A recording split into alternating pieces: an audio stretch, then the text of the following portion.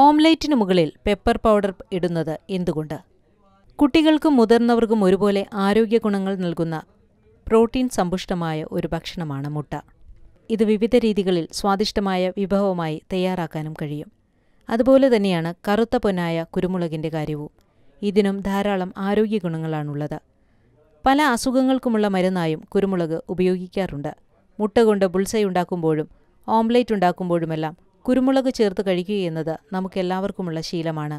ഇത് സ്വാദ് മാത്രമല്ല, പലതരത്തിലുള്ള ആരോഗ്യ ഗുണങ്ങളും നൽകുന്നു.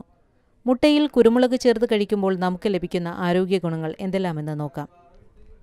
മുട്ടയും കുരുമുളകും ചേരുമ്പോൾ അയണിൻ്റെ തോത് വർദ്ധിക്കുകയും ശരീരത്തിൽ ഹീമോഗ്ലോബിൻ്റെ തോത് ഉയർത്തുകയും ചെയ്യുന്നു.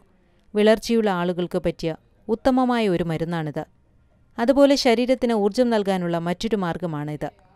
ദിവസം മുഴുവൻ ഉന്മേഷത്തോടെ ഇരിക്കാൻ ഇതുമൂലം സാധിക്കുന്നു. പ്രായമേറുന്തോറും കണ്ണിനുണ്ടാകുന്ന തിമിരം പോലുള്ള പ്രശ്നങ്ങൾക്കും മുട്ടയിൽ കുരുമുളക് ചേർത്ത് കഴിക്കുന്നത് ഉത്തമമാണ്. കൂടാതെ മസിൽ ബിൽഡപ്പ് ചെയ്യാനുള്ള നല്ലൊരു വഴിയാണ് മുട്ട കുരുമുളക് മിശ്രിതം. എല്ലിൻ്റെ ആരോഗ്യത്തിന് മുട്ടയിൽ വൈറ്റമിൻ ഡി ആവശ്യമാണ്.